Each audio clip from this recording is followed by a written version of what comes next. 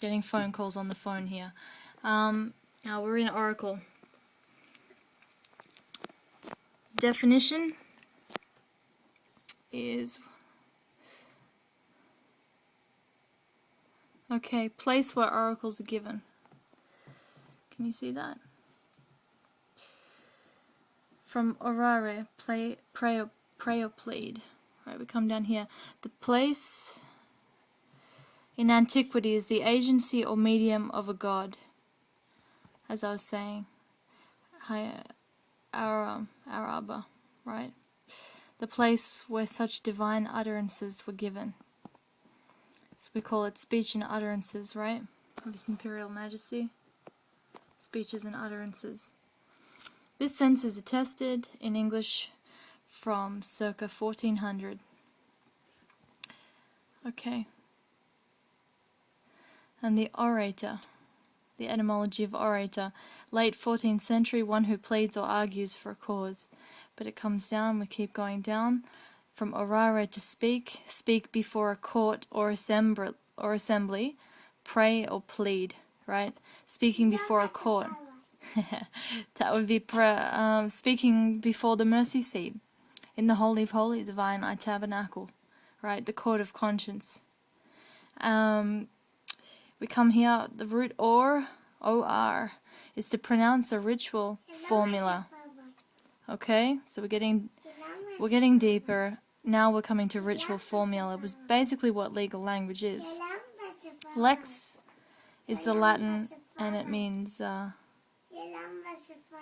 law, right? Now, if you look up a dictionary or a body of words in any language, it's called a lexicon. Like, we check that out, but lex is basically law, so I'm assuming it's the law of any language. Law is a language, and that's why most people are illiterate, because we don't know the law. Now, if we're speaking before a court or assembly, we're praying, we're pleading a case, we're an orator. Pronouncing a ritual formula, which is the law, basically. You know, if you're giving someone a verdict, you're only giving a word, one word, and it can affect space and time, because, you know, one word, somebody is on death row, they can be executed or they're set free, basically. What's word sound power? This is Sanskrit Aryanti, which means they praise. Right? Now we check that out. There is some connection there with the Aryans of ancient Iran, the Persians, so I'm going to do another video about that soon, but we come down to the origins of oracle. In the English language, there's the Homeric Greek are, which is A-R-E, then there's Attic, Greek Attic ara, which is prayer. Now this is where it was really interesting for I and I, because it says the Hittite aria, right, come down here so you can see it. It's out of focus, it's not very good. The Hittite aria means to ask the oracle. And Hittite Uruwai, R-U-W-A-I, means to revere or worship, right? Meaning public speaker. What do we say when we stand before a judge? We say, your worship, your worship. Basically, if you do that in a court, in a Babylonian court, and you're calling someone your worship, you're revering them, as you would the Almighty in a temple, right? So just check that if you know anyone who's going to go into a court of law.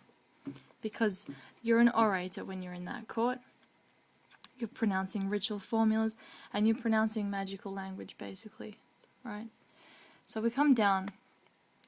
Now, because I and I have been talking about The Little Mermaid this week, and our learning about Ariel being the hearth of Jah, the altar of incense, the altar of sacrifice in the city of David. Hittite aria, meaning to ask the oracle, is very, very connected. Ancient Hittite language is connected to the ancient Hebrews. So, aria, Ariel, Ariel, aria, the fire hearth of sacrifice, altar of incense found within the temple of body, right? Your oracle. You're smoking cannabis, you have an oracle. or you receive the oracles of Jah. Now you can see in the Matrix movie, right? The oracle herself stands in a kitchen, right? That oven is the altar of incense. In symbolic form, it's burning. It's a place of sacrifice burn. It's a hearth, right? That's an Ariel. That's a line of Jah right there. And of course you have the Ethiopian colours again. Now we come down here.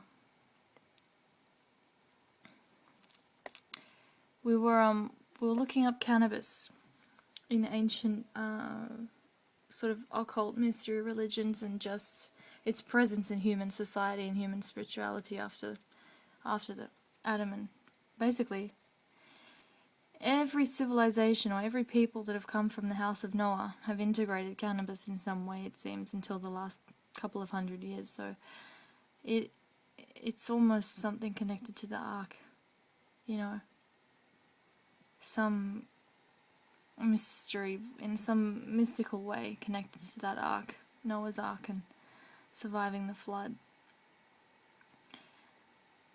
Anyway, I'll show a picture here, but I think before I have to stop this video and go on to a part 3 or part 4, whatever it's going to be, because the camera's out of focus, and I want to be in focus, especially for this, so just bear with us while we get it in focus, and then we'll continue.